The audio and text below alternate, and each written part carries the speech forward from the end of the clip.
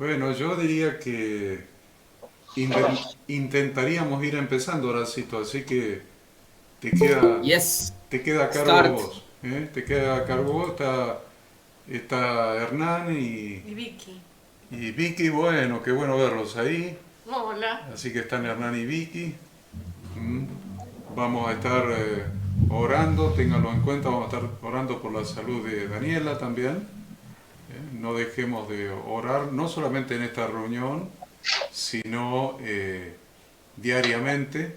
Y yo diría, como dice la palabra, orar sin cesar, así que vamos a orar sin cesar, hasta que la salud de Daniela sea totalmente y plenamente restaurada.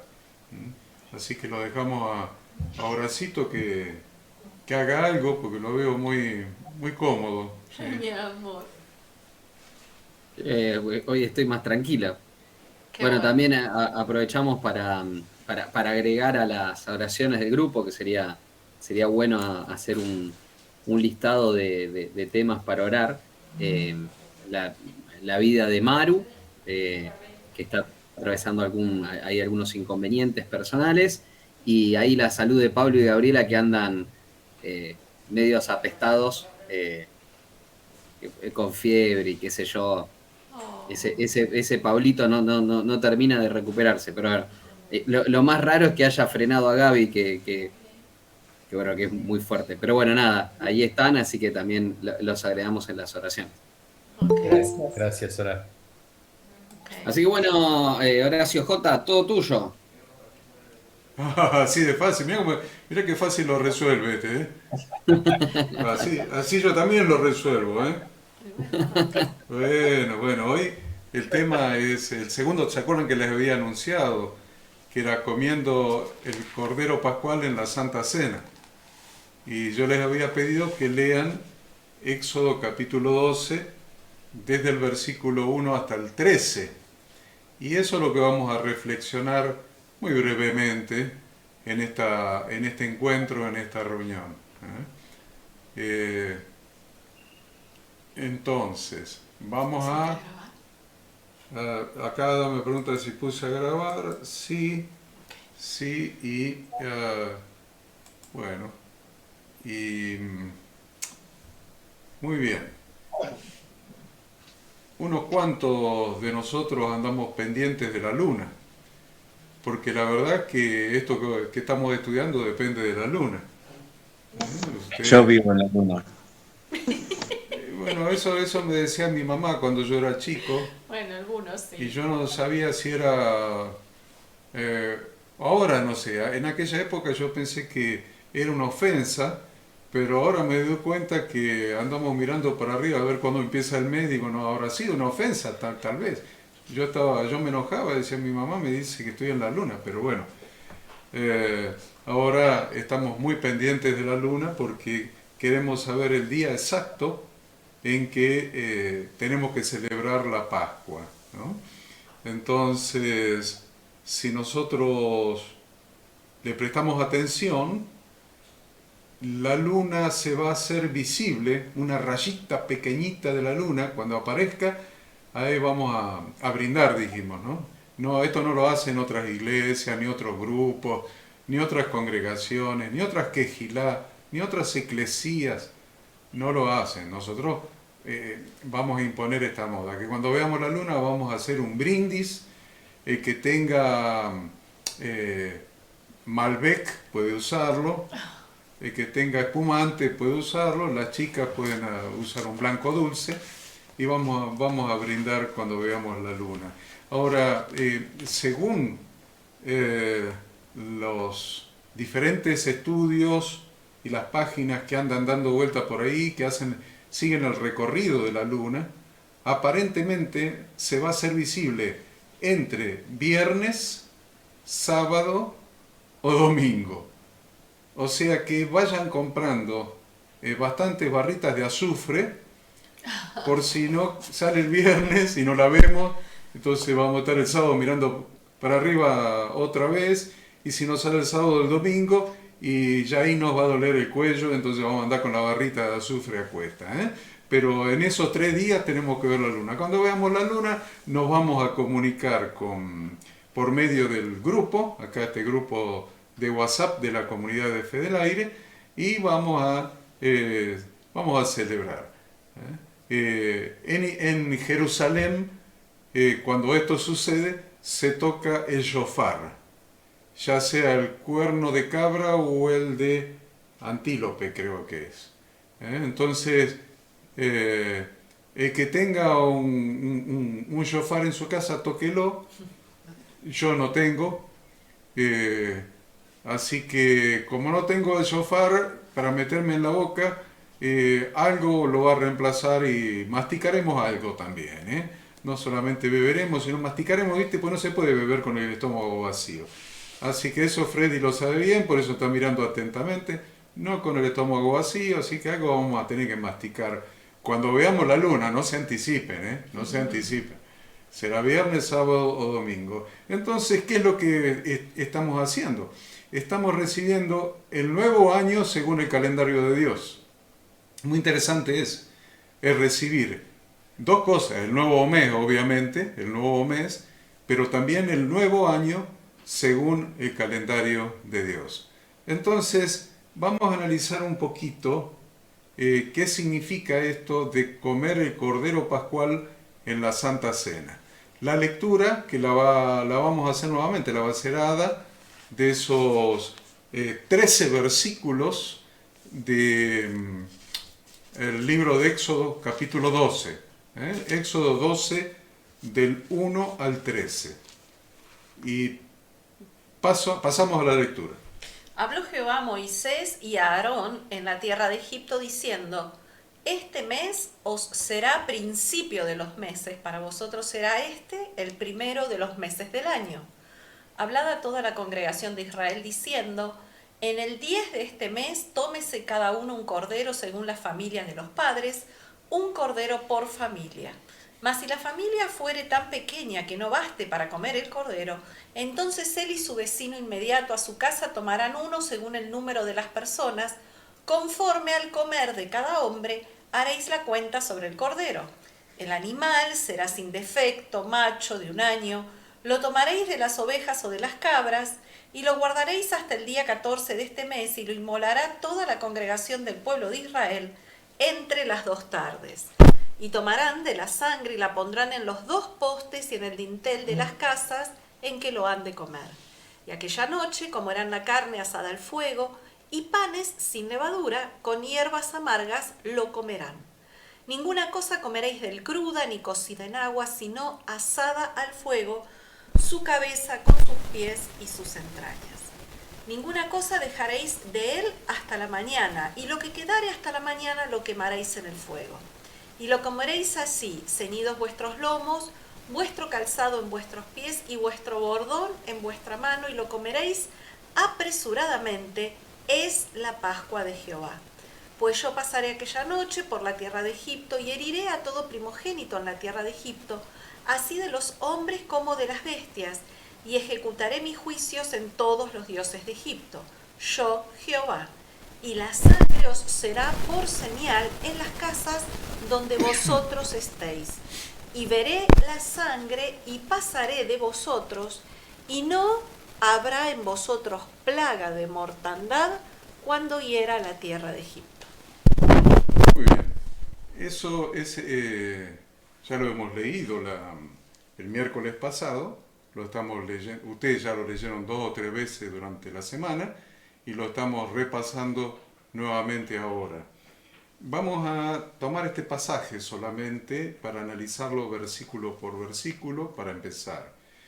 Vamos a empezar como por el versículo 2, por ejemplo. El versículo 2 dice: Este mes os será principio de los meses, para vosotros será el primero de los meses del año. Ustedes saben, porque se los dije la semana pasada, que en el pueblo de Israel comenzaba el año en el mes séptimo. Ahora estamos hablando del mes primero. Comenzaba en el mes séptimo. Lo que todavía los judíos se siguen saludando para el mes séptimo como feliz Año Nuevo. Sin embargo, Dios en esta oportunidad, aquí antes de salir de la tierra de Egipto, les cambió la manera de contar el año. Entonces, en Israel subsisten, estoy hablando de Israel porque para que entendamos la historia, porque nosotros tenemos un calendario que es el calendario gregoriano, que empezamos el 1 de enero y hasta el 31 de diciembre con un año bisiesto cada 4 años. Bueno, en Israel ahora tienen 2 calendarios, tienen más problemas que nosotros, porque tienen 2 calendarios. Tienen un calendario que empieza el 1 del mes séptimo, cuando suena la trompeta, en la fiesta de trompetas, y tienen un calendario que ellos llaman religioso, que empieza el 1 del primer mes, o sea, ahora cuando salga la luna, cuando se pueda ver la luna. Claro, ese calendario religioso es el que va a regir todas las fiestas de Dios. ¿Se acuerdan que cuando leímos Levítico 23 y leímos las fiestas de Dios, justamente este inicio de año religioso marca, va a ser, digamos, el punto de partida para poder establecer todas las fiestas durante el año? Claro, se lo estoy advirtiendo para que dentro de 6 meses no me digan, ¿por qué los judíos están celebrando el Año Nuevo? Bueno, dentro de 7 meses, el 1 del séptimo mes, ellos van a celebrar el Año Nuevo político, el civil, que ellos dicen que se cuenta o que está calculado desde la creación del hombre en el huerto de Edén, cuando Dios creó a Adán y Eva.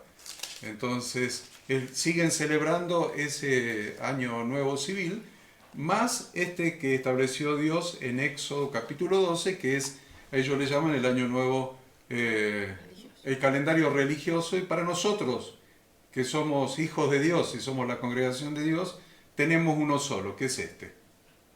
Este que Dios marca en su palabra. ¿Para qué vamos a andar inventando cosas si tenemos el que Dios nos indicó en su palabra? Por eso vamos a esperar con tanta expectativa que llegue el primer día del año, cuando veamos la luna. Pero hay una importancia en esto, porque este comienzo marca la primavera en el hemisferio norte. La primavera en el hemisferio norte. O sea, algo les quiso decir Dios con cambiarle el calendario. En el hemisferio norte, en Jerusalén, es la primavera. Entonces, es un nuevo orden, un nuevo estilo de computar los meses. Hasta ahora habían comenzado más o menos a mediados de septiembre, y desde ahora habían de comenzarlo a mediados de marzo. Entonces simboliza comenzar la vida nuevamente, pero con Dios. Es el símbolo, el significado, si quieren, espiritual. Simboliza comenzar la vida nuevamente, pero esta vez con Dios. Comienza con la primavera, ¿no es cierto?, que renueva la faz de la tierra. Entonces vamos a empezar a estudiar. Ya le hice una introducción como para que entremos en ritmo, y ahora sí, vamos a ver qué significado tiene. ¿Qué significado tiene la Pascua? Porque ahí nos explicó cómo celebrar la Pascua. ¿Vieron esos 13 versículos que leyó la Hada? Nos explica cómo celebrar la Pascua. También lo vimos la semana pasada cuando vimos la última semana de Jesús. Dice, el día 10 apartarán el cordero, el día 14 lo inmolará toda la congregación entre las 2 tardes, etc. Ahí nos enseña cómo guardar la Pascua. Que eso sí, no me acuerdo que lo hayamos visto la semana pasada, nos está dando instrucciones específicas hasta de cómo tenemos que comer. Nos dice que esto sí lo dijimos, que tenemos que comer con el saco puesto, vamos a llamarle, el saco, la campera puesta, o sea, vestidos como para salir, con el bastón de peregrino en la mano, con el calzado puesto, que eso no era costumbre en Medio Oriente en esa época, se comía descalzo. Entonces, preparados como para marchar. ¿Saben por qué preparados como para marchar? Porque esa noche salió el pueblo de Israel de la esclavitud de Egipto. Esa noche. Te dicen, ¿a qué hora salieron? A las 3 de la tarde, a las 5, a las 8, esa noche. Terminaron de cenar, por eso tenían que estar preparados para marchar. Cenaron y esa misma noche salieron de Egipto. Entonces, la palabra de Dios nos indica claramente qué significado tiene la Pascua para nosotros en 1 Corintios 5:7. El que lo encuentre, si lo puede leer. 1 Corintios 5:7. Limpiaos pues de la vieja levadura para que seáis nueva masa, sin levadura como sois, porque nuestra Pascua, que es Cristo, ya fue sacrificada por nosotros. Entonces, miren qué claro es lo que acaba de leer Adrián. Nuestra Pascua, ¿quién es? Cristo. Nuestra Pascua, que es Cristo. Ahí tenemos que el Cordero Pascual es un tipo, un símbolo de Cristo. Y ahora vamos a ir viendo por qué es un tipo de Cristo. Pero es importante que ustedes tengan presente, yo diría casi memorizado, lo que está después del punto y aparte del texto que leyó Adrián, que es que porque nuestra Pascua, que es Cristo, ya fue sacrificada por nosotros. Entonces, Cristo es nuestra Pascua, punto 1. Punto 2, tenía que ser un cordero. Tenía que ser el cordero. Y si nosotros leemos en Juan 1:29, en Juan 1:29 vamos a leer que Juan el Bautista, cuando lo vio, dijo, he aquí el Cordero de Dios que quita el pecado del mundo. Tenía que ser un cordero. Ahora, ¿por qué Juan dijo esto? Juan dijo esto porque Juan era un sacerdote. Juan el Bautista era un sacerdote, un descendiente de Aarón. El sacerdocio se transfería por heredad, entonces Zacarías, el padre de Juan, era sacerdote y Juan el Bautista era un sacerdote que conocía la Torá de Dios y lo vio a Jesús y vio el cumplimiento de la promesa y dijo, aquí está el Cordero de Dios. Él ya lo había visto cuando lo bautizó, que salió del agua, se abrió el cielo, descendió el Espíritu Santo corporizado como paloma y se escuchó una voz del cielo que dijo, este es mi Hijo amado. Entonces, por eso Juan el Bautista cuando lo ve dice, he aquí el Cordero de Dios que quita el pecado del mundo.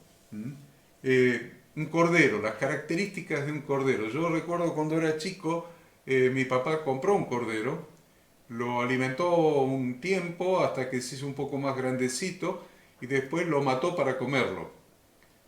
Y yo lo vi a mi papá llorando por haber matado al cordero, porque dijo que era lo más triste que había hecho en su vida, matar a un animal que no se defiende, que no se queja, que no grita, que no llora, que no gime, que no se defiende, que no patalea, que se entrega a la muerte de esa manera. Y me quedó la imagen, yo tendría probablemente 5 o 6 años, 7 tal vez, y me quedó en la memoria durante 60 años que pasaron de esa época. Porque el cordero es un animal manso, es un animal inocente, que no abrió su boca ante aquellos que lo llevaron al matadero. Y si no, miren Isaías 53:7. El que lo tenga, por favor, que lo lea, Isaías 53:7.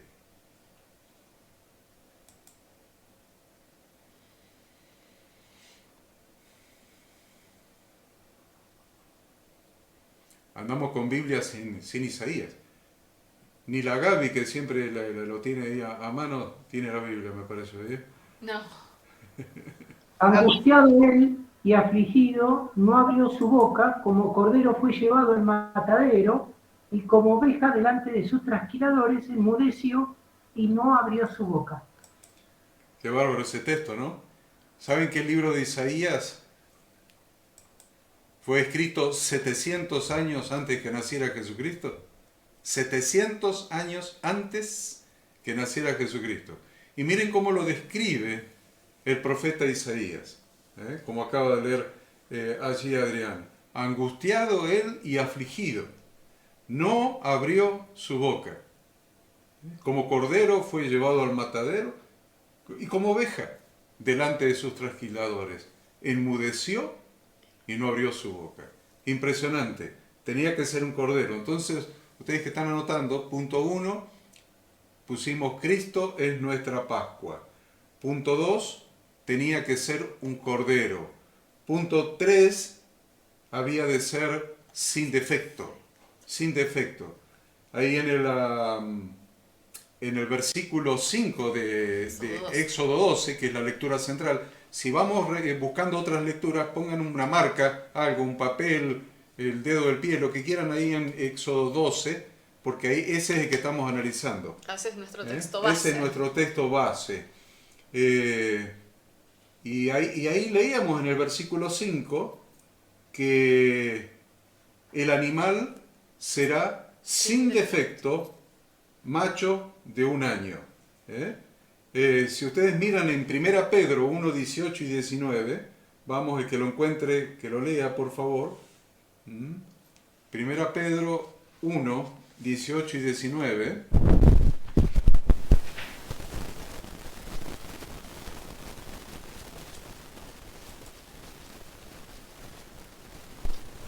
Sabiendo, ¿Dónde?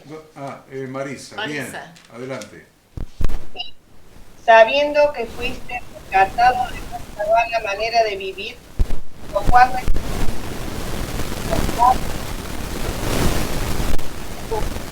como oro o plata, sino con sangre preciosa de Cristo, como de un cordero sin mancha y sin contaminación. Qué bárbaro, ¿no? Sabiendo que fuiste rescatados de vuestra vana manera de vivir, la cual recibisteis de vuestros padres, no con cosas corruptibles como oro o plata, sino con la sangre preciosa de Cristo, como un cordero sin mancha y sin contaminación. Tenía que ser sin defecto. ¿Se acuerda que hablábamos la semana pasada que Jesús hizo la entrada triunfal en Jerusalén en el día 10 del mes primero? Hizo la entrada triunfal en Jerusalén y desde ese día hasta el día 14 que fue crucificado, los escribas y los fariseos lo estuvieron examinando para ver si tenía algún defecto. Permanentemente le hacían preguntas para ver si se contradecía, lo probaban con todo. Esos 4 días son impresionantes de estudiar en las Escrituras. Durante esos 4 días lo estuvieron examinando a ver si realmente era un cordero que cumplía la prescripción bíblica establecida ahí en Éxodo 12. Y el apóstol Pedro, por eso en su primera carta, menciona que fue un cordero sin mancha y sin contaminación. El punto 4 que vamos a anotar es que tenía que ser macho de un año. Lo acabamos de leer en el versículo 5 de Éxodo. Macho de un año. ¿Y eso qué significa? Que nuestro Redentor Jesucristo se ofreció como sacrificio en la flor de su edad. Se calcula que cuando fue crucificado tenía entre 30 y 35 años. Hay gente que afirma que fue a los 31 años, otros afirman que fue a los 33. Yo personalmente pienso que fue a los 34 o un poquito más. Entonces tomemos que fue sacrificado en la flor de su edad, como un cordero. Un cordero de un año está en la mejor edad y él estaba en la mejor edad de su vida. No fue sacrificado en su infancia. ¿Se acuerdan en la infancia cuando Herodes hizo matar a los niños?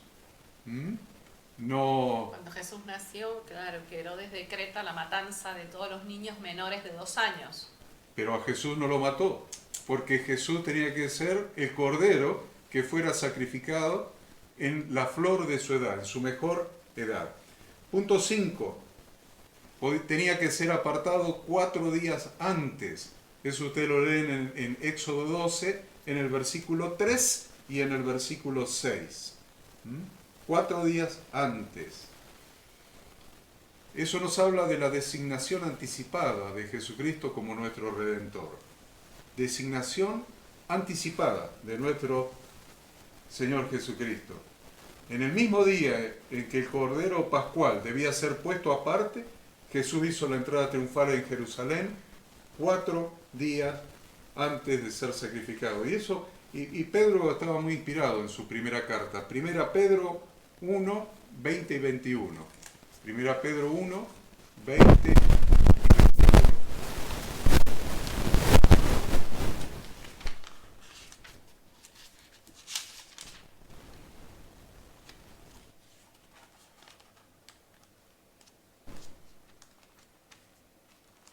Yo le hablé de la designación anticipada, ¿no? Designación anticipada. A ver qué dice Primera Pedro de la designación anticipada, a ver. Ya destinado desde antes de la fundación del mundo, pero manifestado en los postreros tiempos por amor de vosotros, y mediante el cual creéis en Dios, quien le resucitó de los muertos y le ha dado gloria, para que vuestra fe y esperanza sean en Dios. Designación anticipada. El Padre ya lo había designado anticipadamente, por eso dice ya destinado desde antes de la fundación del mundo. Ese era el punto 5. El punto 6, debía ser muerto y asado al fuego. Eso está en el versículo 9 de Éxodo 12. Debía ser muerto y asado al fuego. ¿Saben lo que indica eso? Eso indica los enormes sufrimientos del Señor Jesús, hasta la muerte y muerte de cruz. Asado al fuego. Y ustedes saben que cuando hacemos un asado, para que salga bien, tiene que ser hecho en su tiempo, lento, digamos. Si no, no podemos arrebatar la carne. Es lento. Es una cocción lenta. Así fue la crucifixión de nuestro Cordero. Fue asado al fuego. Fue lento.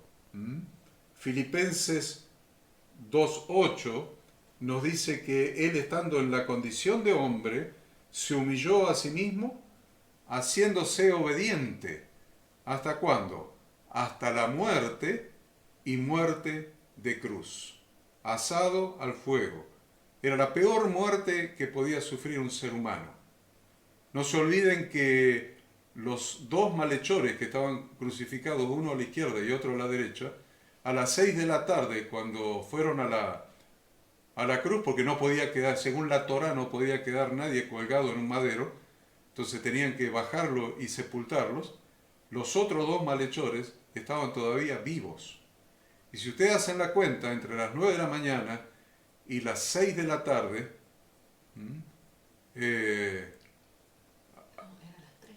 a las 6 de la mañana los crucificaron. A las 9 de la mañana, acabo de decir, sí, los crucificaron. A las 3 de la tarde entregó su espíritu. Entonces, entre las 9 de la mañana y las 6 de la tarde, esos dos tipos que estaban ahí estuvieron crucificados agonizando. Jesús murió porque estaba tan golpeado, tan azotado, tan herido, que murió a las 3 de la tarde. Pero los otros dos malhechores estuvieron colgados en la cruz agonizando desde las 9 de la mañana hasta las 6 de la tarde, donde les rompieron las piernas para que se asfixiaran y entonces murieron. Entonces realmente era una muerte terrible, una muerte lenta.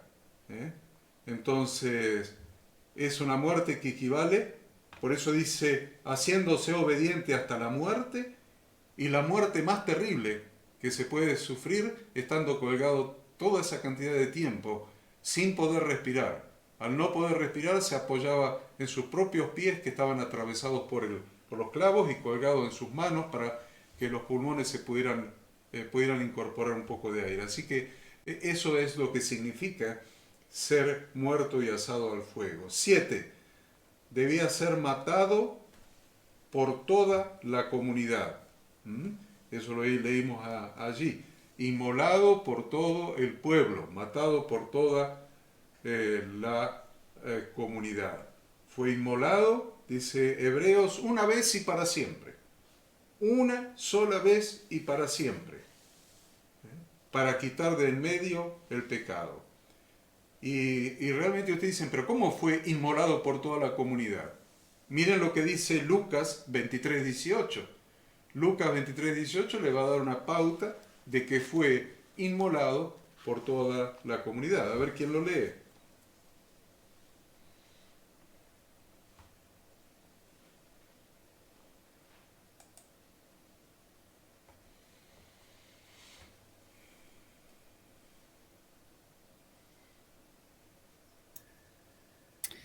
Mas toda la multitud dio voces a una diciendo, fuera con este, y suéltanos a Barrabás.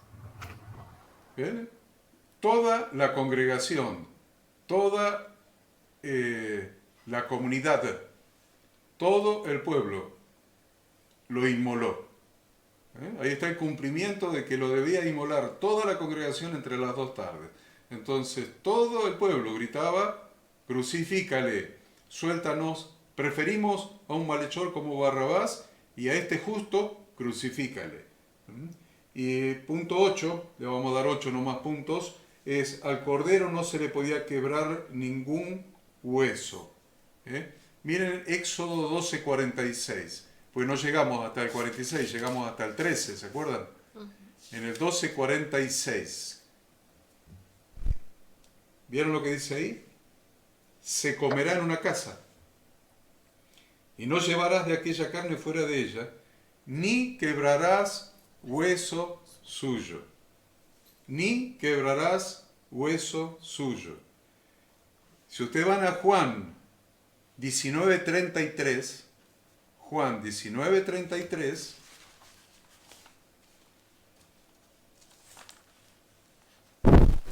¿qué dice? Mas cuando llegaron a Jesús, como le vieron ya muerto, no le quebraron las piernas. ¿Se está cumpliendo o no se está cumpliendo? ¿Viste, Freddy, ahí eso? Estaba bien claramente profetizado que al Cordero Pascual, en el versículo 46 de Éxodo 12, no se le quebrará ningún hueso. Y después, el apóstol Juan, cuando escribe la historia que sucedió, dice, cuando llegaron a Jesús, como le vieron ya muerto, no le quebraron las piernas. Y miren el versículo 36. A ver, Freddy, al 36. Porque hasta el 36. No, el 36 nomás. Al 36. Porque estas cosas sucedieron para que se cumpliese la escritura. No será quebrado hueso suyo. ¿Está claro entonces? Ahí hemos estado en estos minutos que llevamos, en esta media hora, definiendo que Jesucristo, nuestro Redentor, nuestro Santo Maestro, es el Cordero Pascual. No solamente el Cordero de Dios que quita el pecado del mundo, porque para entender eso del Cordero de Dios que quita el pecado del mundo tendríamos que llegar a analizarlo, a escudriñarlo para determinar que el que quitaba el pecado era el Cordero Pascual. Entonces, acá ya estamos definiendo que Jesucristo fue nuestro Cordero de Pascua. ¿Por qué les digo esto? Porque muchos erróneamente, en esta fiesta que se va a dar ahora el día 14, entre las 2 tardes, y después se come a la noche, muchos erróneamente sacrifican un cordero y celebran y tratan de guardar la Pascua bíblica, hacer toda la ceremonia. Yo le digo una cosa, la Biblia dice claramente que el Cordero Pascual la Pascua se celebra en el templo, en Jerusalén. No les voy a leer ahora eso, pero la Biblia dice que la Pascua se celebra en un solo lugar. Todos los hebreos, todos los hijos de Israel tenían que subir, de las 3 veces por año que tenían que subir a Jerusalén, una era la Pascua, porque la Pascua se celebra en un solo lugar. todos los hijos de Israel en un solo lugar, en Jerusalén, en el templo. Entonces, nosotros, conociendo las Escrituras, no podemos decir ahora vamos a matar un cordero y vamos a guardar la Pascua. Es una desobediencia a la palabra de Dios. Pero sí podemos hacer una celebración recordatoria de Jesucristo. Vamos a celebrar, pero no vamos a decir, estamos celebrando la Pascua acá en mi casa, o en la iglesia, o con los hermanos. No, la Pascua, según la Biblia, se celebra en un solo lugar, que es en el templo de Jerusalén. Nosotros ese día vamos a estar guardando esa fecha y recordando lo que esa fecha significa. ¿En familia? Bien, en familia. Los que pueden, cuando nosotros, con todos ustedes, podamos armar una congregación, ¿va a ser en la congregación? Perfecto. Pero ojo, no es la Pascua. Estamos recordando la fecha, estamos celebrando la fecha, pero no estamos haciendo el ritual bíblico de la Pascua, porque el ritual bíblico se hace en un solo lugar, que es en el templo, y no hay templo en Jerusalén. Fue destruido en el año 70 de la era común. O sea, desde que se destruyó el templo, ningún judío, ningún hebreo, ningún israelita pudo guardar más la Pascua bíblica, porque la Pascua se guarda en el templo. ¿Se entendió eso? Es importante, porque si no armamos un circo, nos queremos judíos y hacemos un cordero. Miren, ahí en Cosquín, en una Pascua, unos hermanos hicieron un cordero, lo cocinaron a la parrilla, estaba riquísimo, así que me invitaron y obviamente que fui. Obviamente que comí del cordero, pero sabiendo que el ritual debe hacerse en el templo. Nosotros no hacemos un ritual, hacemos una conmemoración, recordamos y celebramos a nuestro Redentor, que es el Cordero que llevó nuestro pecado. Ahora, vamos a ver 5 o 6 cosas más. A ver, 5 cosas. A ver, primero, la nueva vida en Cristo. Le voy a hablar de la nueva vida en Cristo. La nueva vida en Cristo. En primer lugar, hemos leído que tenía que ser un cordero por familia. Pero si era mucho para una sola familia, que se reunieran varias familias para matar y comer el cordero, y eso simboliza la comunidad cristiana. ¿Se acuerdan que lo leímos en Éxodo 12? Un cordero por familia. Dice, más si el cordero fuera muy grande para la familia, invite al vecino de al lado. Sí. Entonces siempre la Biblia, yo les dije, está hablando de comunidad. Está hablando de congregación, está hablando de iglesia. De vida en familia. De vida en familia, de vida en la familia de Dios. Entonces eso es muy importante, que nunca lo olvidamos. Hoy estamos plantando una comunidad de fe. Entonces todavía estamos aislados, cada uno en su casa los miércoles, tratando de ir aprendiendo los principios del Evangelio. Pero tiene que llegar un momento de ahora y no mucho más adelante, donde hagamos los bautismos que hagan falta y realmente formen una iglesia, una congregación, 1 o 2. Tal vez hagamos o 3. Tal vez se pueda plantar una iglesia ahí donde está Jorge Díaz, ¿dónde es eso? Zona oeste. En zona oeste. Otra tal vez arranquen Freddy, Marisa con Hernán y Victoria en Escobar. Y ¿quién está también? Y Daniela, y la hija de Freddy. Abigail. O sea, ya tenemos unos cuantos ahí, Y tal vez otra en la zona sur, por la parte de Seiza y zonas aledañas. Bueno, eso es lo que tenemos que tener en mente, porque nosotros somos salvos, nos bautizamos para ser añadidos a un cuerpo. Entonces hoy tenemos un cuerpo de cuadraditos en una pantalla, hoy, pero tenemos que tener en mente, no podemos perder de nuestra mente que más temprano que tarde vamos a estar pensando en plantar iglesias, que no importa que sean de 6, 7 personas, que arranquemos con 6, 7 personas, 8, 9, 10, porque ya sabemos que el que añade a la iglesia es Jesucristo. El que añade es Jesucristo, así que nosotros vamos predicar, como le dijo Pablo a Timoteo, predicar a tiempo y fuera de tiempo, y Él va a añadir a la iglesia cada día los que han de ser salvos. Pero tengámoslo en mente, porque con Moisés y la gente en el desierto pasó una cosa que nos puede llegar a pasar a nosotros. Yo le voy a decir lo que le pasó a Moisés. Moisés, con el pueblo que salió de Egipto, llegaron al monte Sinaí. En el monte Sinaí se apareció la presencia de Dios y habló, y el pueblo lo escuchó, y el pueblo se asustó y dijo que no hable más con nosotros, que hable con vos, Moisés. Entonces subió al monte 40 días, le dio las tablas de la ley, y ahí estaba la presencia de Dios en el monte. ¿Sabe qué hicieron los israelitas? Les encantó el lugar, la presencia de Dios. Y pusieron el campamento, todo su campamento, al pie del monte Sinaí. Y la verdad que pensaron que de ahí no se iban más.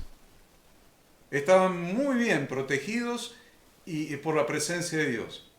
Pero Dios quería que su presencia lo acompañe durante todo el camino y le mandó a construir el tabernáculo, donde su presencia del monte se trasladara al lugar santísimo del tabernáculo, que era un templo móvil para viajar con ellos. Pero si no hubiera sido por eso, estaban demasiado cómodos al pie del monte Sinaí. Por eso Moisés, que estaba muy cómodo, se mandó una macana.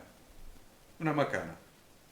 No, Señor, no nos queremos ir de acá. No nos queremos ir de acá. Todavía no, y cualquier excusa era buena para Moisés. Dijo, no me acuerdo, en el capítulo 22 de Éxodo, cuando dice no nos saques de aquí. Si tu presencia no ha ido de Entonces, en ese capítulo 22, empieza a poner excusas para no irse de donde ellos disfrutaban de la presencia de Dios.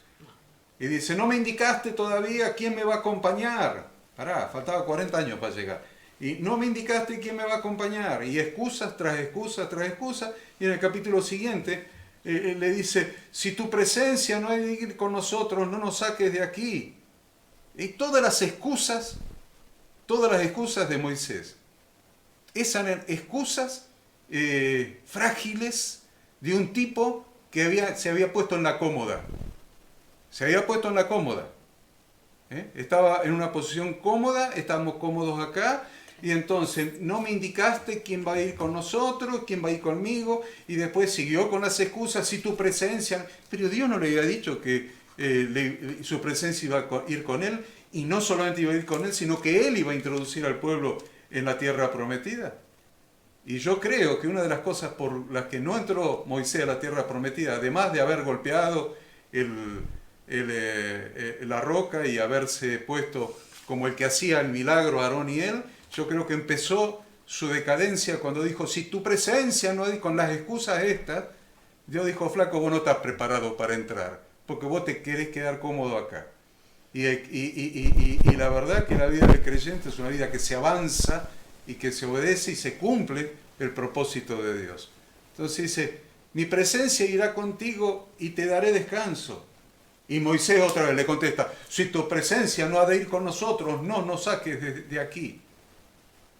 ¿A ustedes les parece que es la palabra de un guerrero, de un líder que va a meter a un pueblo en la tierra? Ya había empezado con estas arrugadas Moisés cuando se le aparece en la zarza el Señor y dice, no, pero yo soy tartamudo y yo qué sé yo y todo lo demás, y Dios le pone a Aarón.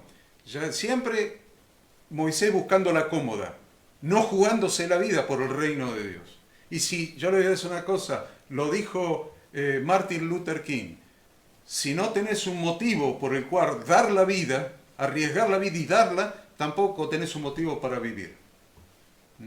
Y esa era la personalidad de Moisés que lo fue haciendo quedar atrás. No tenía el carácter, el temperamento, se había hecho muy manso y no quería, se acomodaba a cada rato, entonces no tenía el temperamento de entrar y guerrear para poseer la tierra prometida. Por eso quedó en el camino.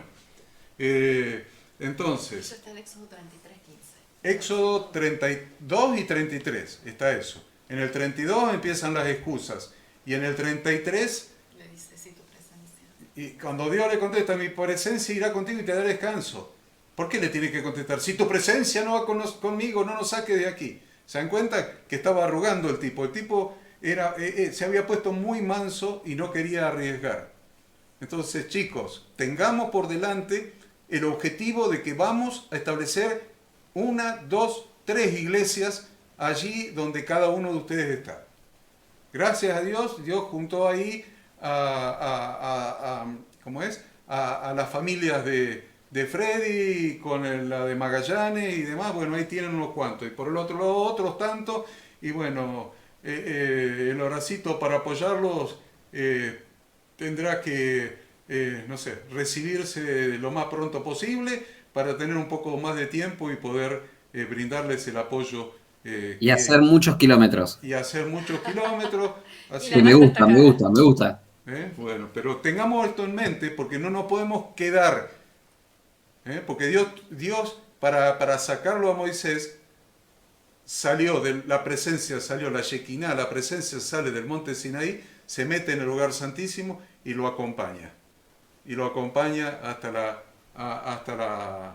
la travesía que hicieron por el desierto. Punto 1 era eso, un cordero por familia, pero nunca perdiendo de vista que siempre estamos pensando en la familia que está al lado, porque el cordero es demasiado para una sola familia. Jesucristo es mucho para una sola familia. Jesucristo tiene que ser compartido. Tiene que ser compartido y tiene que ser el centro de un pueblo, de una nación, de una quejilá, de una eclesía, de una iglesia, de una congregación. Es mucho para la familia. El punto 2 que le voy a mencionar en esto, de la nueva vida en Cristo, porque ya estamos sacando enseñanzas, ¿vieron? Por eso le llamo la nueva vida en Cristo. ¿Qué segunda enseñanza sacamos? Que debían comer el cordero después de asarlo. ¿Cómo? Con pan sin levadura y hierbas amargas. ¿Vieron? Versículo 8 de Éxodo 12. Con panes sin levadura y hierbas amargas. Pan sin levadura, pan de aflicción, hierbas amargas, hierbas de amargura. Que es el símbolo de la aflicción y las amarguras que hemos padecido cuando estábamos bajo la esclavitud del pecado. Pan de aflicción y hierbas amargas. Por eso dice, ganarás el pan con el sudor de tu frente, pan de aflicción. Sudor de tu frente, hierbas amargas. Eran esclavos y vivían en amargura. Y nosotros, chicos, nosotros no nos podemos olvidar de esto. ¿Cuál era nuestra condición cuando estábamos en el mundo sin Cristo antes de ser liberados de la esclavitud de Egipto? Vivíamos con pan de aflicción y hierbas de amargura. Aflicción por la esclavitud y amargura permanente en nuestras vidas, por la esclavitud del pecado. Vamos a punto 3, algo práctico en el punto 3. A ver, debían comerlo deprisa, versículo 11, Éxodo 12, 11. Debían comerlo deprisa. Como quien, yo les dije, como quien se apresura a estar listo para la marcha. Y la verdad que la vida cristiana es una vida que es probada. Es probada. Freddy, estás pasando por pruebas. Maru está pasando por pruebas. Danielita está pasando por pruebas. Y quién sabe cuántos de nosotros también estaremos pasando por... Bueno, la vida cristiana es probada. Por eso la Biblia habla de el justo por la fe vivirá. No el justo por la fe hará una oración y después ya no hace falta más la fe. No es la oración inicial donde recibo a Cristo. No, la fe es parte de la vida. El justo por la emuná, por la fe, vivirá. Es parte de nuestra vida, es parte de poner la fe en marcha. Es lo que se llama la fe activa. Activa. ¿Cómo se convierte la fe en algo activo? Con obras de fe. Obras. ¿Qué activa la fe? Obras. Pero no, porque la salvación es sin obras. Es por gracia, sin obras. Por medio de la fe, pero la fe sin obra está muerta. Ahí tenés una contradicción, ¿no? No, sin obra, está bien. Sin obra para ser salvo, Pero una vez que entraste en el reino de Dios, hay obras preparadas por Dios de antemano para que andemos en ellas. Por eso la fe sin obras está muerta en sí misma. Entonces nuestra vida es una vida de emuná, una vida de fe, una vida de compromiso. Es una fe activa con obras de fe. Y hacer discípulos es una obra de fe. Una obra de fe. Todos nosotros diariamente estamos relacionados con personas a las que le podemos predicar el Evangelio. Hacer discípulos es cumplimiento de la gran comisión. Vayan y hagan discípulos a todas las naciones. Esas son obras de fe. La primera, casi una de las primeras obras de fe. La primera obra de fe es el bautismo. La primera obra de fe que se le pide al que cambia de reino es bautizarse, ser bautizado. Pero después viene la obra de fe de hacer discípulos. Vayan y prediquen el Evangelio. Vayan y hagan discípulos. Entonces, es muy importante el tema de las obras de fe. Tenemos que estar listos para marchar a prisa hacia la patria celestial. Ahora, hay un texto que yo anoté ahí. Y como tengo gente muy trabajadora, todos ustedes son muy trabajadores, pero lo tenemos que leer porque es parte de la conciencia de tener la patria en otro lado. Dice una historia que leí hace unos años, que unos misioneros yanquis habían ido, no sé, a África. Y estuvieron todos, no sé, hasta que fueron viejitos en África predicando el Evangelio, plantando iglesias. Y ya viejitos volvieron a los Estados Unidos. Y cuando se bajaron del avión, la gente aplaudía. Y el viejito le dijo a la esposa, mira, nos aplauden a nosotros.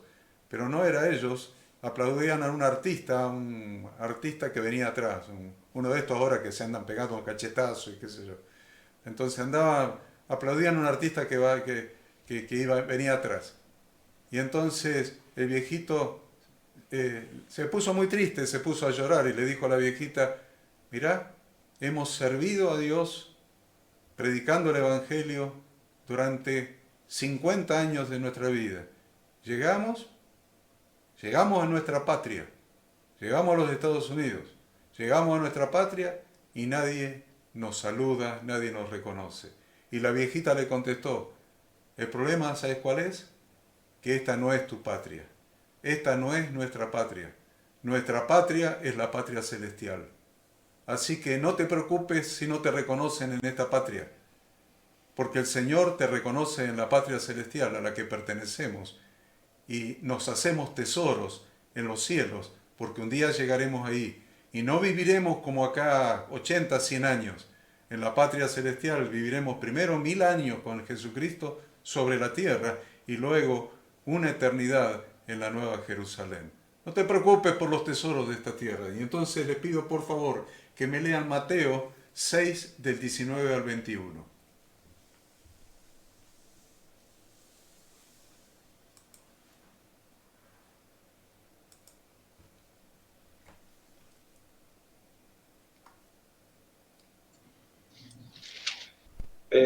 Bueno, Vamos, Freddy.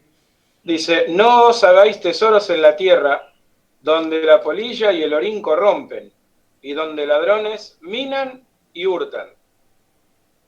Sino haceos tesoros en el cielo, donde ni la polilla ni el orín corrompen, y donde ladrones no minan ni hurtan, porque donde esté vuestro tesoro, allí estará también vuestro corazón. Qué buena palabra, ¿eh?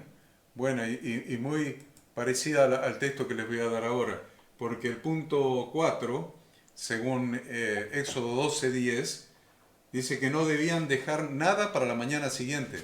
¿Se acuerdan? No debían dejar nada para la mañana siguiente. Dios quiere que su pueblo dependa totalmente de Él en cuanto a su subsistencia diaria. Dios quiere que aprendamos a depender de Él. ¿En qué? En todo, principalmente en la provisión para nuestras necesidades.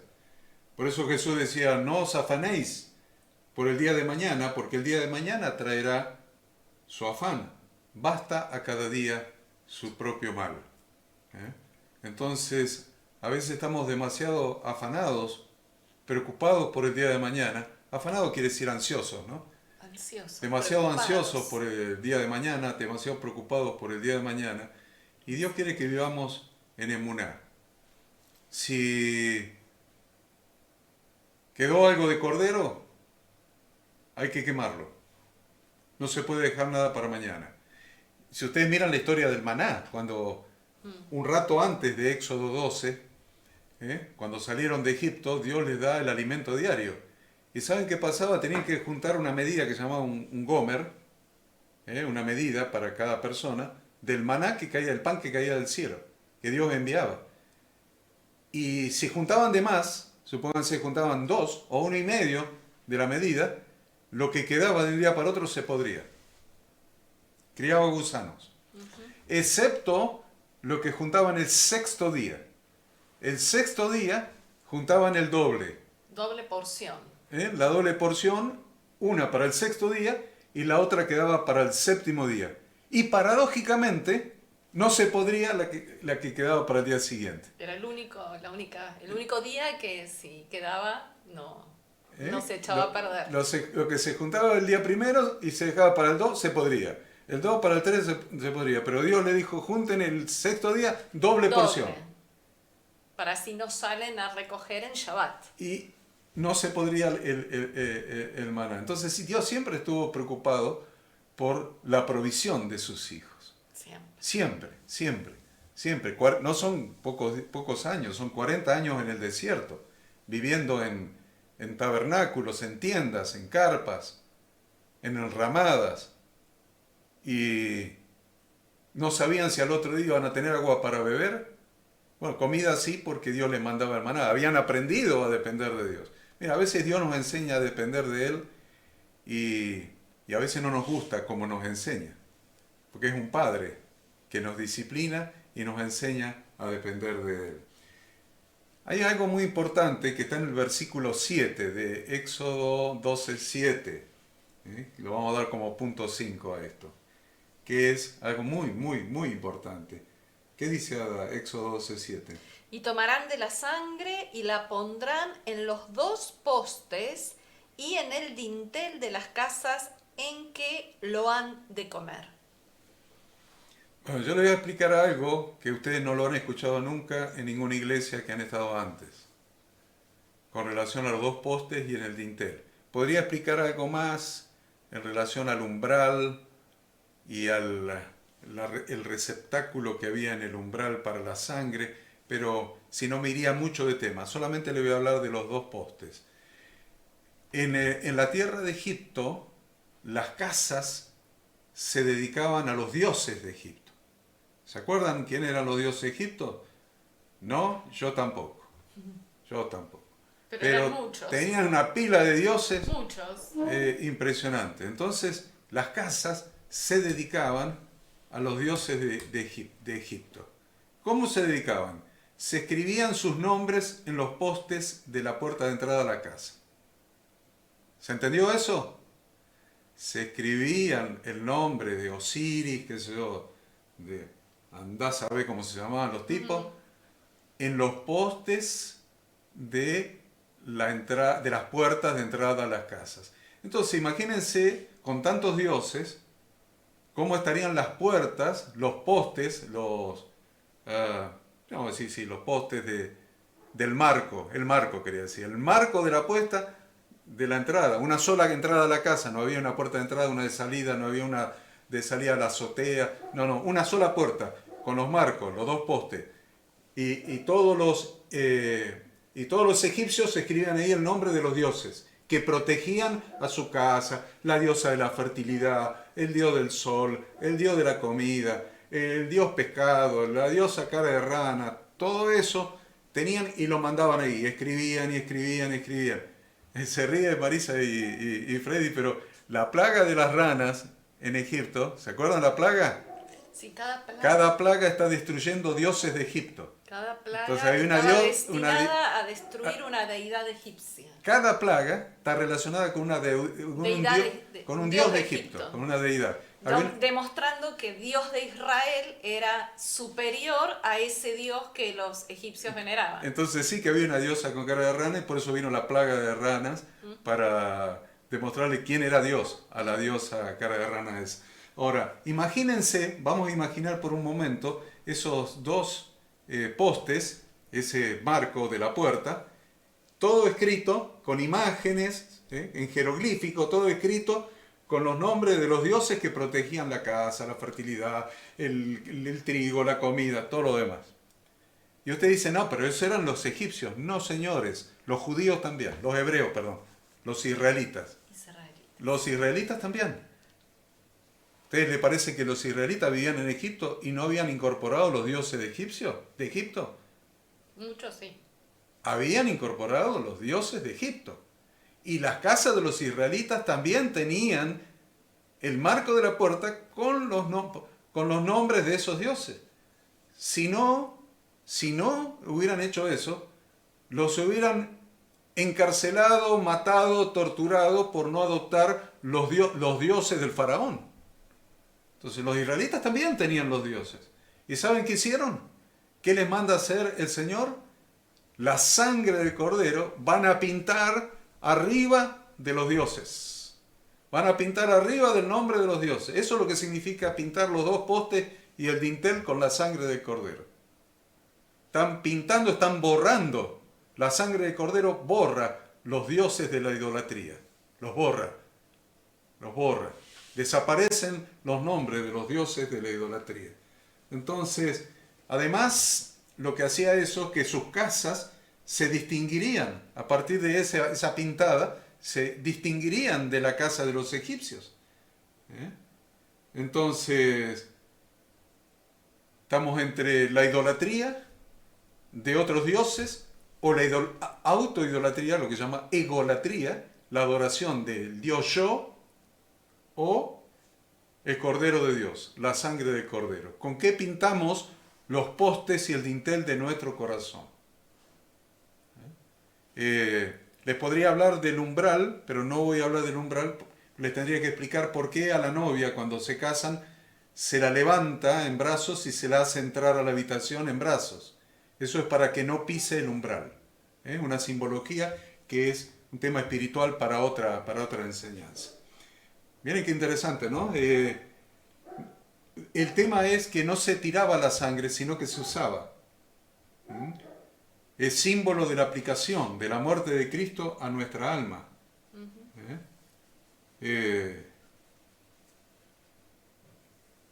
Por Jesucristo, dice la Escritura, hemos recibido la reconciliación, aplicando su sangre a nuestra alma. Dice la Escritura que para pintar se usaba un manojo de hisopo mojado en la sangre que estaba en el tazón, en el versículo 22. Siempre estamos en Éxodo 12, ¿no? Se usaba un manojo de hisopo mojado en la sangre que estaba en el tazón.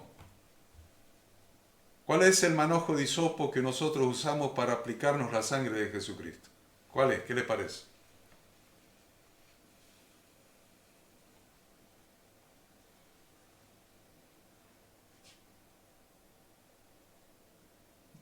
¿No escuchamos? ¿No escuchamos? ¿No escuchamos? ¿Cuál es el manojo de hisopo con que nos aplicamos la sangre de Cristo a nuestra vida? ¿Cómo nos apropiamos de ese sacrificio que Jesús hizo, de esa sangre que Él derramó? ¿Qué se necesita? Obediencia. Es muy profundo, Hernán, es muy profundo. Algo más del principio, a ver. Emuná. Bien. La emuná. La fe. La fe, la emuná, la fe bíblica es el manojo de hisopo con que aplicamos la sangre de Cristo en nuestro corazón. Y una de las cosas por las que no dice que había que pintar el umbral es porque no se puede pisotear la sangre de Cristo. Eso está en Hebreos 10:29.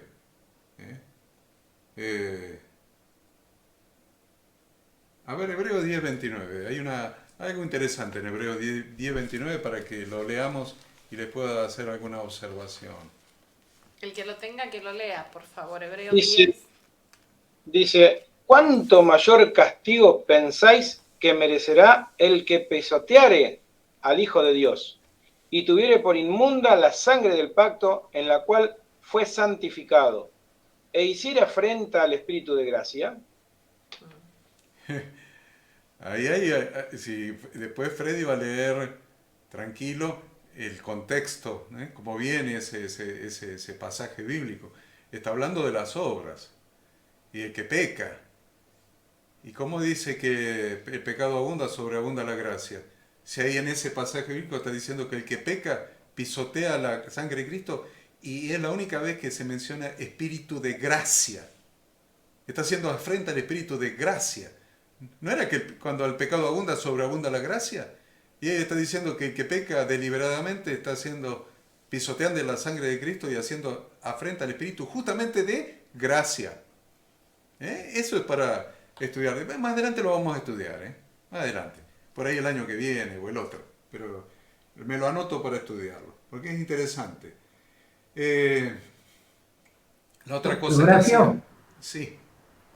perdón que interrumpa, pero es interesante porque en el versículo 28, el anterior, dice, el que viola la ley de Moisés por el testimonio de de tres testigos, muere irremisiblemente. Entonces, ahí está marcando parte de lo que usted está mencionando respecto al abusar de la gracia. Exacto. Y allá está claro que está avisando de que por más que abunde la gracia, debemos cuidar esa gracia. No abusarnos. Bien. Y eso la Biblia lo llama claramente, Adrián, no convertir la gracia en libertinaje.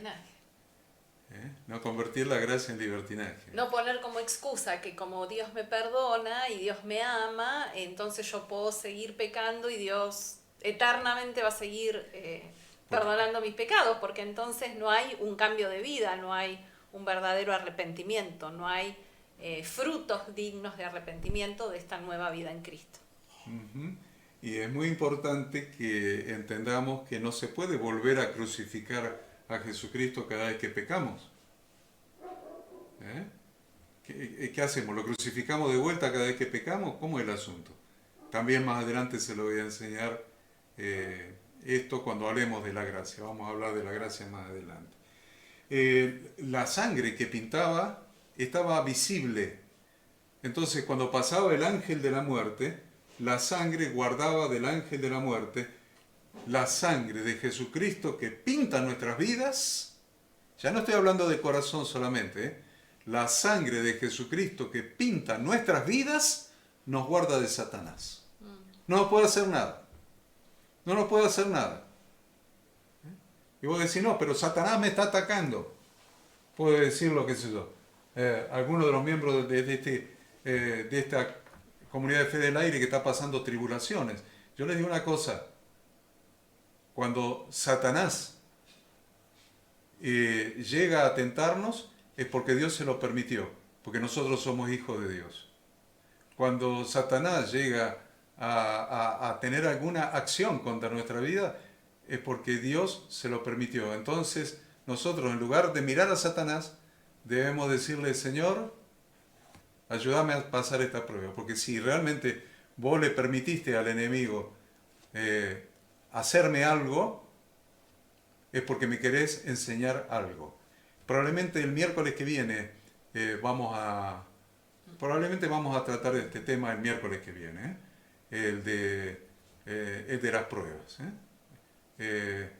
Para que no quede pendiente, porque es un tema muy importante, porque a veces le echamos la culpa a Satanás de lo que Dios permite.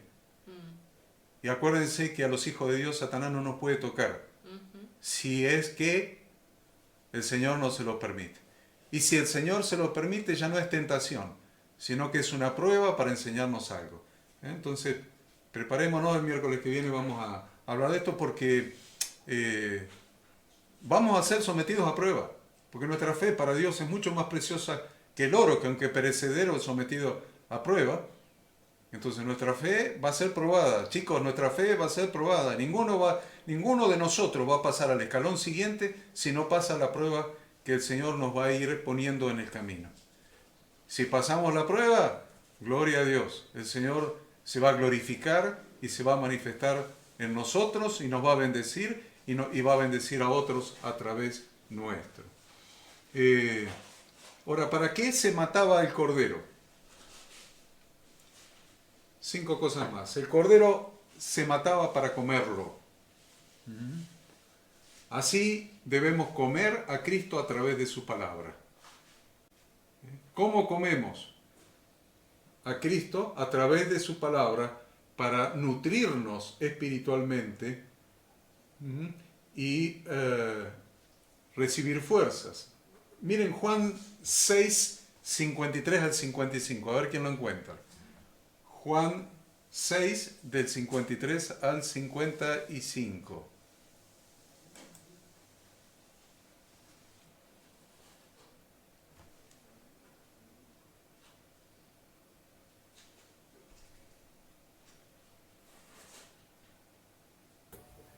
Juan 6, del 53 al 55. Sí. Perfecto, Analía, perfecto.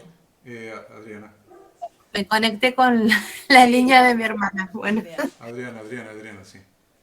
Jesús les dijo, de cierto os digo, si no coméis la carne del Hijo del Hombre y bebéis su sangre, no tenéis la vida en vosotros. El que come mi carne y bebe mi sangre, tiene vida eterna, y yo la resucitaré en el día postrero. Porque mi carne es verdadera comida, y mi sangre es verdadera bebida. ¿Entienden que el cordero se mataba para comerlo? Y acá Jesús, como Cordero de Dios, está diciendo, yo soy verdadera comida, mi sangre verdadera bebida. El que no come de mí,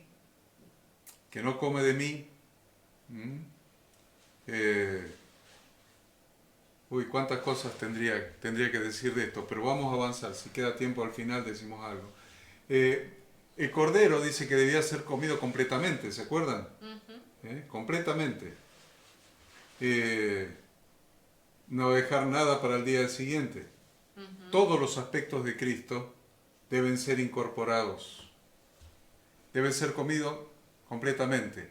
Nosotros, a ver, ¿qué queremos de Cristo? ¿Qué queremos tomar? ¿Qué queremos comer de Cristo? Porque la Biblia dice que todo el cordero hay que comerlo completo. ¿Qué queremos? A ver, ¿la corona? Pero comer completamente al cordero es incorporar su yugo, su cruz y su corona.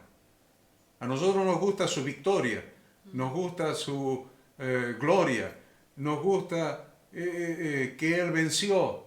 Queremos todo eso. Soy vencedor en Cristo Jesús. La Biblia lo dice. Somos más que vencedores en Cristo Jesús. ¿Pero qué vamos a tomar? ¿Eso solamente? Porque el paquete viene completo, chicos, ¿eh? El paquete viene completo. El cordero lo debemos comer completo. Su cruz, su yugo y su corona. ¿Soy más que vencedor? Sí, es cierto. Pero el que no toma la cruz y lo sigue, no puede ser discípulo de Cristo. El que no se pone su yugo, no haya descanso para su alma. Entonces, el comer a Cristo significa incorporar todo Cristo. Su cruz, su yugo y su corona. No podemos seleccionar. El cordero había que comerlo completamente. Había que comerlo con hierbas amargas, ya lo hemos dicho, y en postura de marchar, ya lo hemos dicho. 1 Corintios 15, del 20 al 23. El último texto para terminar. Ya termino. 1 Corintios 15, del 20 al 23, y vamos a ver quién lo puede leer. 1 Corintios 15, del 20 al 23. Mas ahora Cristo ha resucitado de los muertos, primicias de los que durmieron es hecho. Porque por cuanto la muerte entró por un hombre, también por un hombre la resurrección de los muertos. Porque así como en Adán todos mueren, también en Cristo todos serán vivificados, pero cada uno en su debido orden. Cristo, las primicias, luego los que son de Cristo en su venida. Gracias, Santiago. Qué lectura esta, ¿no? Mas ahora Cristo ha resucitado de los muertos. Cristo ha resucitado de los muertos, es el Cordero Pascual, pero se cumplió en él que no solamente murió, no solamente pasó por el fuego de la cruz, sino que fue sepultado, al tercer día resucitó como primicias. Miren qué interesante eso, para que lo anoten, ¿no? Primicias de los que durmieron es hecho. Primicias. Y lo vuelvo a decir después, pero cada uno en su debido orden. Cristo las primicias, luego los que son de Cristo en su venida. Acuérdense que Jesucristo fue crucificado el día de Pascua, el día 14. Y el primer día de la semana es primicias, y cuando comenzaba ese primer día de la semana fue la resurrección de Jesucristo. Jesús no quedó en la tumba. Jesús no quedó en la tumba. Él resucitó al tercer día para que nosotros tengamos vida en Cristo. Vida en Cristo. Vida juntamente con Cristo. ¿Por qué es tan importante que Él haya resucitado? Porque si Él no resucitó, nosotros no tenemos esperanza de vida eterna. Nosotros tampoco vamos a resucitar. Ahí radica nuestra esperanza de vida eterna, en que Jesucristo, la tumba no lo pudo retener y Él resucitó al tercer día. Y nosotros hemos resucitado juntamente con Cristo. En su resurrección nosotros tenemos esperanza de vida eterna. Tenemos esperanza de resurrección y de vida eterna. Algunos por ahí andan diciendo que no resucitó, que era un espíritu. Que era un espíritu.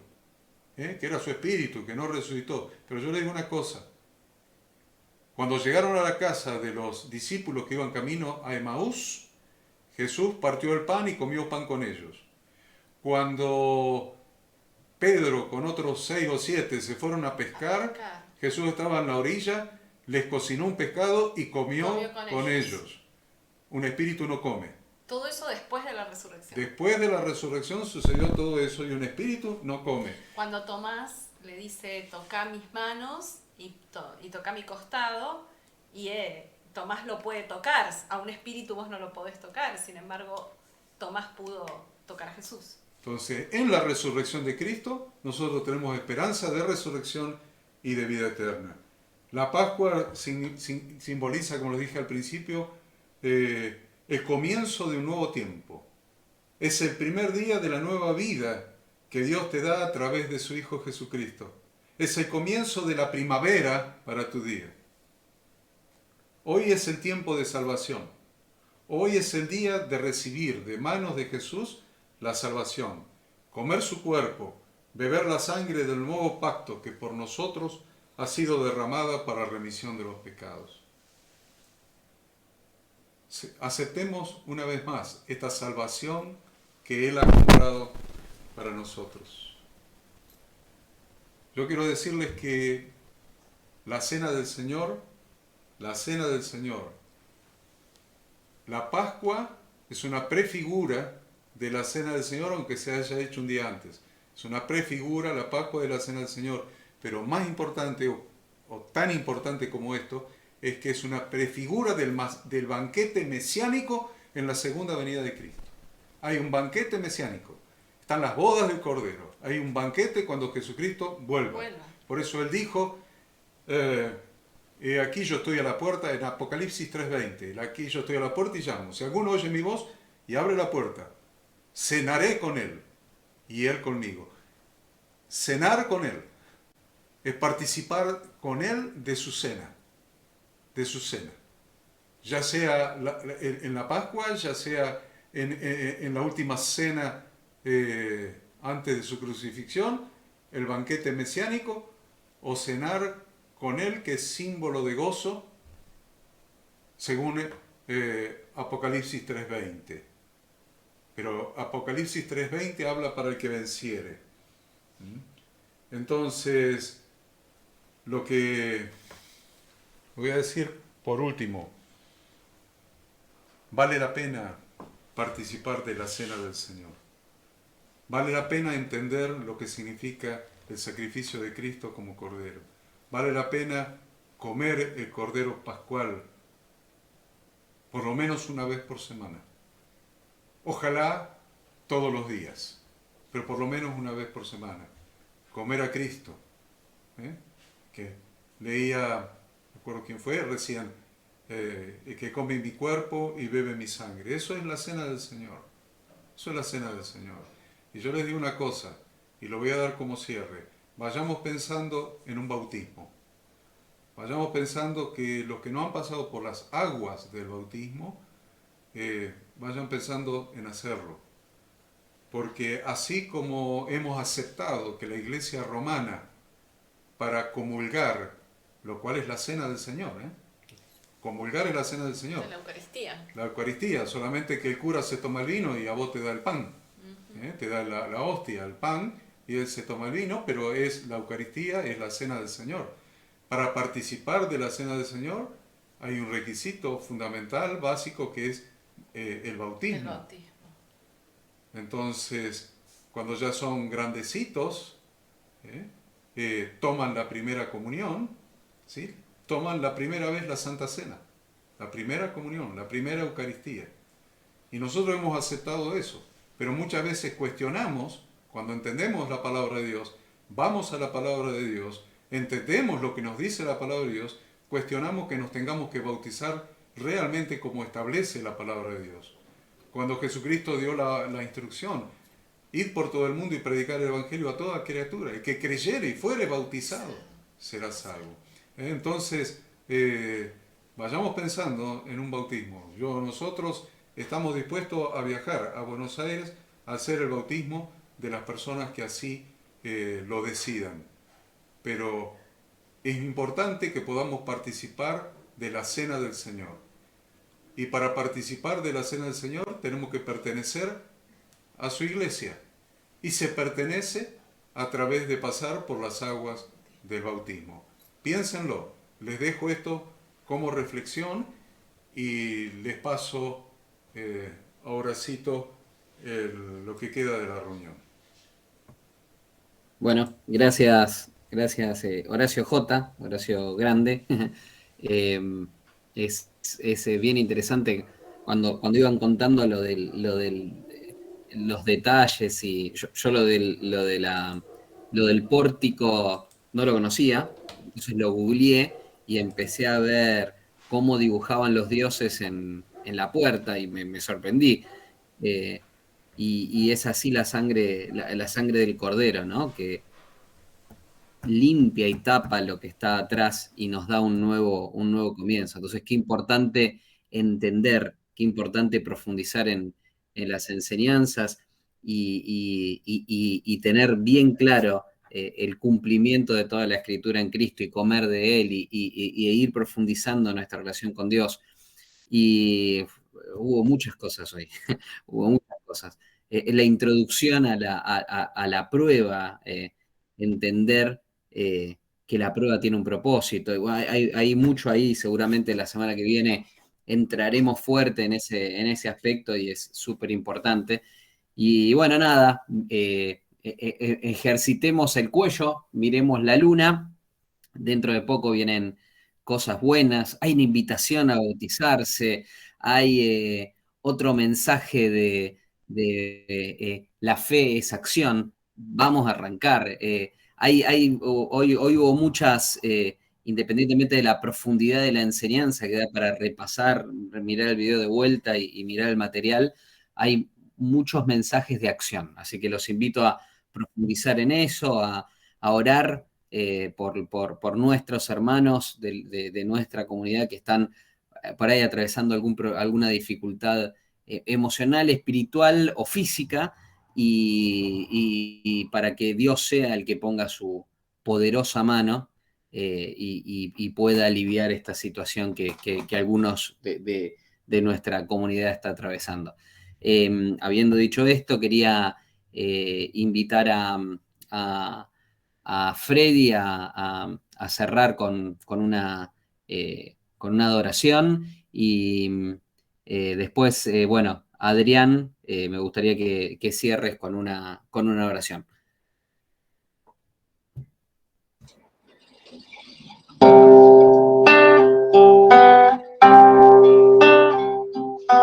Muestra tu gloria, queremos verte, contemplar tu belleza y estar en tu santidad.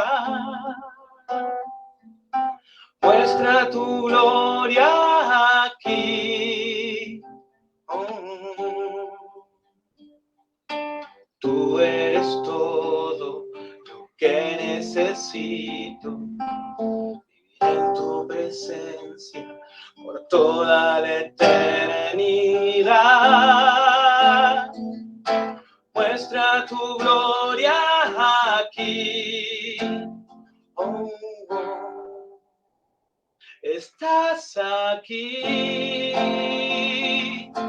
Puedo escuchar tu dulce voz. Nada pagará este amor que siento aquí por ti, Jesús.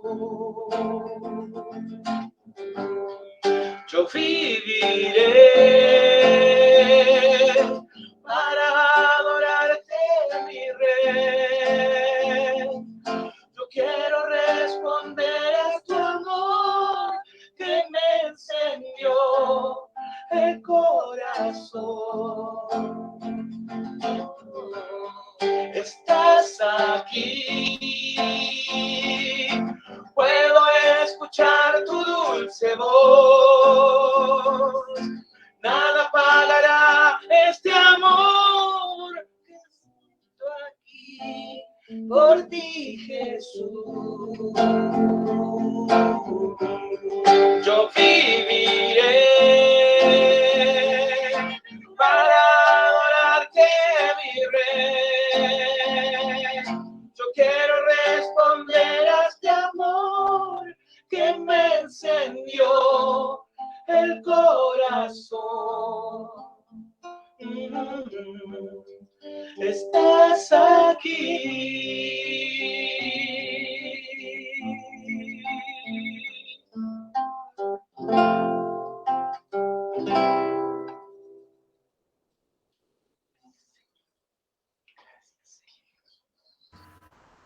Los enfermos, Daniela, Pablo Mena, su esposa, que no me acuerdo el nombre. Gabriela. Gabriela. ¿Y quién más? ¿Alguien más está enfermo? ¿No? Sí, no, mi hermana era que yo había pedido oración por mi hermana también. ¿Cómo es su nombre de su hermana? Patricia. Patricia. Gabriela, Patricia, Pablo y Daniela.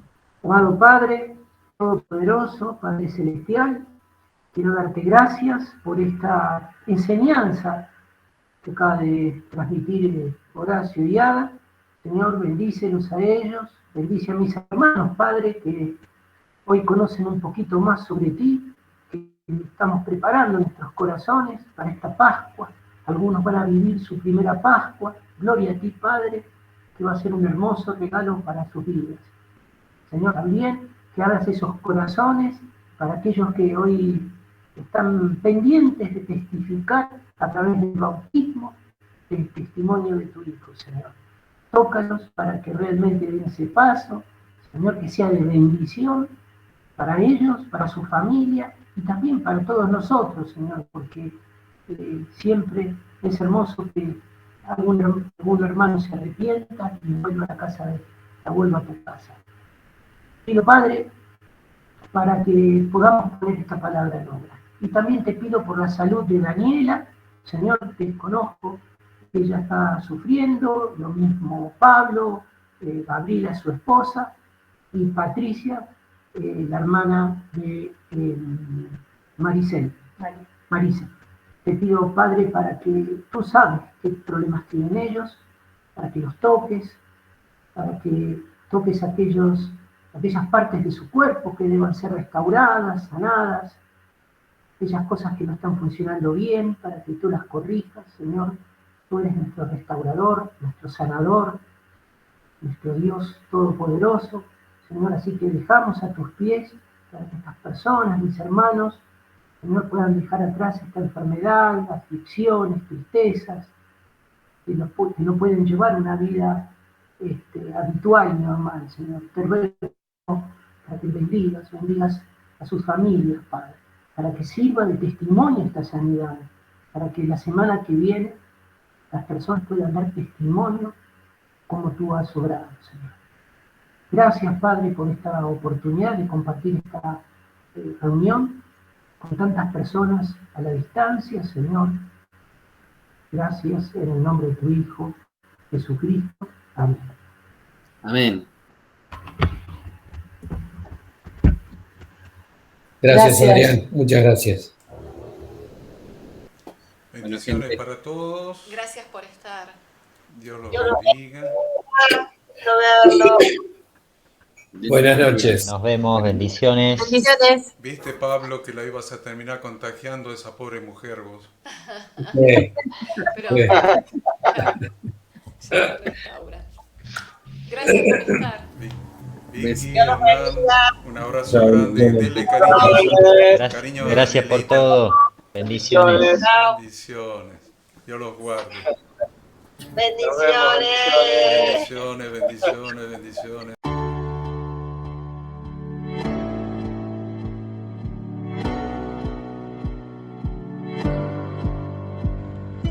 Queremos que tú también conozcas esta herramienta que durante los últimos 18 años ha sido útil para las iglesias de todo el mundo de habla hispana, capacitando cientos de siervos de Dios.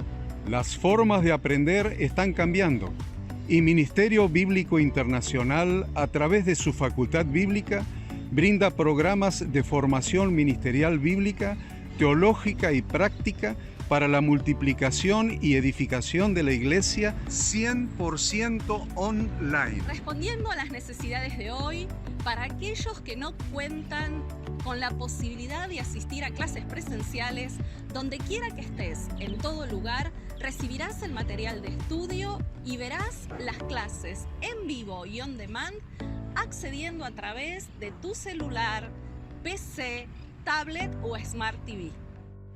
Recibe tu capacitación en las siguientes carreras: diplomado en teología para maestros de grupos de evangelismo y discipulado, licenciatura en teología pastoral, diplomado en teología y práctica ministerial para pastores, líderes y servidores.